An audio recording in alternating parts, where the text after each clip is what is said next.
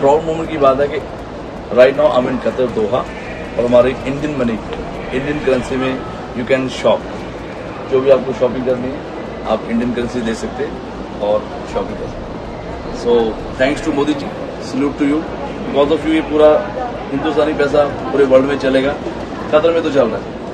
जय हिंद। मैं अभी ड्राइव कर रहा था, ड्राइव करते करते मेरे सामने खबर आई और जो कि हमारा ज़मीर जगा दे, हमारी गैरत जगा दे। इंडिया की करेंसी 18 ममालिक ने एक्सेप्ट कर ली है। जर्मनी जिसको ज्यूल ऑफ यूरोप कहा जाता है, यूरोप की सबसे बड़ी इकोनॉमी जर्मनी है, वो डॉलर में ट्रेड नहीं कर रही भारत के साथ। They prefer to trade in Indian rupee. हमने एक हवा बना के रखा हुआ यार, भारत ये भारत वो, 1.5 अरब की मंडी है यार, उसको चीजें एक्सपोर्ट करो, अपनी दिन सवर जाएंगे तुम्हारे। अगर हम अपने ताल्लुकात अपने हमसाया मुल्क इंडिया से, जो कि इस वक्त बड़ा तरक्की करता हुआ नजर आ रहा है, उससे हमारे अच्छे होते रिलेशंस, तो वो हमें हेल्प आउट कर देता आईएमएफ के प्लान में, लेकिन वो ऐसा नहीं है, हमारे तो नहीं है रिलेशन ऐसे। भारतीयों में हमें सबसे बड़ा फर्क ये है, वो लेगेसी में बिलीव करते हैं। अगर आप कतर या मलेशिया जाने की प्लानिंग कर रहे हैं तो आपको एयरपोर्ट पर करेंसी एक्सचेंज कराने की ज़रूरत नहीं पड़ेगी, क्योंकि अब इन दोनों ही देशों में आप सीधे भारतीय रुपए में ही कारोबार कर सकेंगे। केवल दुबई ही नहीं, मलेशिया ने भी तय किया है कि वो भारत के साथ अपने देश की करेंसी में ट्रेड करेगा। इसके अलावा Germany, UK, Singapore, Israel, Malaysia, Mauritius सहित 18 देश और भी हैं जिन्होंने भारत के साथ अपनी ही मुद्रा में व्यापार करने का फैसला किया है। इससे पहले इन देशों के साथ हमारा व्यापार डॉलर में होता था। ऐसे में डॉलर की कीमतों में थोड़ी सी उछाल से भी व्यापारियों और देश को घाटा झेलना पड़ता था, जिससे अब बचा जा सकेगा। 18 ममालिक में ट्रेड होने जा रही है। रूस के साथ मामलात उसने अपने तय किए। जब यूक्रेन वॉर शुरू हुई, पूरी दुनिया ने रूस का बॉयकॉट किया। उसने कहा वेरी गुड, हम एक काम करते हैं, हम भी रूस के साथ तजारत करते हैं। इमरान खान ने यही काम किया था। हमने उठा के बाहर मारा उसको। हमने कहा है एक बंदा है, अच्छा काम करने जा रहा है, नहीं, उठा के बाहर फेंको उसको। खैर, इंडिया ने ये काम किया, रूस के साथ उसने तजारत की। रूस पे थी पाबंदियां, रूस डॉलर में ट्रेड नहीं कर सकता था। इंडिया ने कहा मेरा पैसा लो। इंडिया ने अपना पैसा दिया, रूस का पैसा लिया, बायलैटरल ट्रेड हुई ना। यही काम उसने चाइना के साथ किया। चाइना के साथ हालांकि भारत जंग कर चुका हुआ है। अभी हाल ही में जो उसकी मुठभेड़ हुई थी पिछले साल लद्दाख के मकाम पे, जंग कर चुका हुआ, टेरिटोरियल डिस्प्यूट चल रहा है उसका चाइना के साथ। उसके बावजूद चाइना के साथ हर साल भारत 68 से 70 बिलियन डॉलर्स की तिजारत करता है। 60 to 70 बिलियन डॉलर्स की ट्रेड होती है भारत की चाइना के साथ।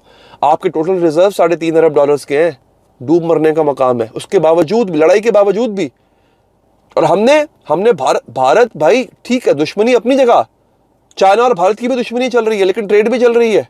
हमने बॉर्डर्स क्लोज किए हुए। 1.5 अरब की मंडी है और हमें डरा के रखा हुआ भारत खा जाएगा। 18 मुल्कों के साथ मेमोरेंडम ऑफ अंडरस्टैंडिंग साइन हो गई है कि we can do our trade in Indian currency.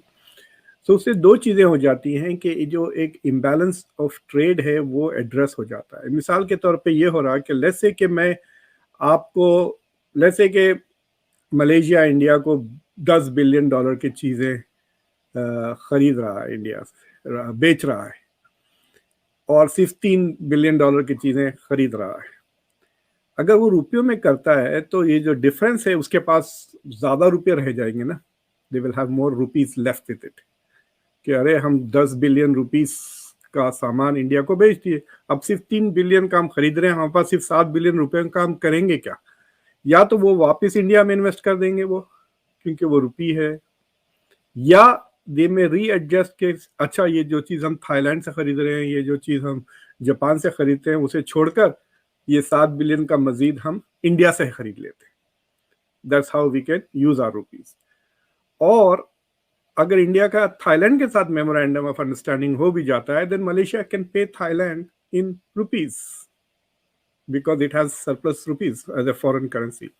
अभी ये होता है कि फॉर एग्जांपल अगर आप लेट्स से कि सऊदी अरेबिया के पास से जाके आप तेल खरीदना चाहते हैं, तो सऊदी अरेबिया कहेगा ठीक है ये डील है, इतना हम आपको तेल बेचते हैं, $1 मिलियन। तो आप कहते हैं कि भाई हमारे पास डॉलर्स नहीं है लेकिन हमारे पास यूरोज है, चलेगा? तो सऊदी अरेबिया विल प्रॉब्ली से यस टू यूरोज।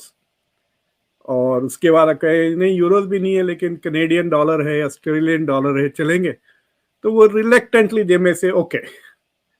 अब ये होगा कि कंट्रीज कहेंगे सऊदी अरेबिया को, भाई हमारे पास रुपये हैं, क्या आप रुपये ले लेंगे डॉलर के बजाय? एंड अगर Saudi Arabia is one of those countries which signs the memorandum of understanding, that will happen.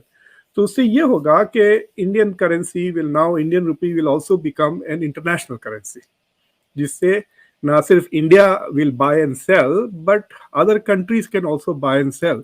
जिस तरह से करंटली सबसे ज्यादा यूएस डॉलर है जो तकरीबन 60% है in terms of reserve currency, और ट्रेड तकरीबन 70% तक यूएस डॉलर में होता है। उसके बाद जो सेकंड स्टेटस पे है वो यूरो है, और तीसरे स्टेटस पे कहते हैं कि जापानीज येन है, और फिर युआन भी तेजी से बढ़ रहा है, वो 2% थी। इससे दो चीजें होंगी, एक तो इंडिया की economy will become more stronger, stable, और दूसरे मुल्कों की इकोनॉमीज इंडिया की इकोनॉमी से अब जुड़ने लग जाएंगी because of the use of rupee as a currency. और दूसरी चीज ये है कि अमेरिका के डॉलर से थोड़ी फ्रीडम मिल जाएगी, लोगों को निजात मिल जाएगी, और वरना the US has started using it as a weapon पिछले 10-20-30 साल से। जब तो ईरानियन मसला जब से शुरू हुआ है 79 के बाद से, ईरान के ऊपर जो सलमान रश्दी के फतवे के बाद से जो सैंक्शंस वगैरह लगने लगे हैं, उसके बाद से इंटरनेशनल फाइनेंस में यूएस डॉलर को एज अ वेपन की तरह यूज़ की है यूएस और वेस्टर्न कंट्रीज़ ने मुल्कों पे सैंक्शंस करने के लिए, जिससे लोगों की तरक्की वगैरह रुक जाती है। बस ऐसे सैंक्शंस इस्तेमाल किए हैं यूएस से, मैं कह सकता हूँ कि कई दुनिया के करोड़ों लोगों की ज़िंदगियाँ तबाह हो गई हैं बिकॉज ऑफ दीज सैंक्शंस। अगर आप इराक का पॉपुलेशन ले ले, ईरान की आवाम को ले ले, ईरान और इंडिया ट्रेड नहीं कर सकते because of this dollar sanctions. तो अगर ईरान भी आ जाता है रुपी के मामले में, then they can also escape US sanctions, और फिर they can begin trading more aggressively and in larger volumes।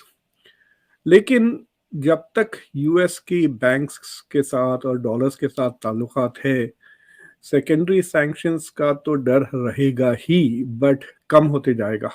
जितने ज़्यादा मुल्क नॉन डॉलर ट्रेड करने लगेंगे तो वो जो है सो उतना ही डॉलर कमज़ोर होते जाएगा और यूएस की ग्रिप कम होगी।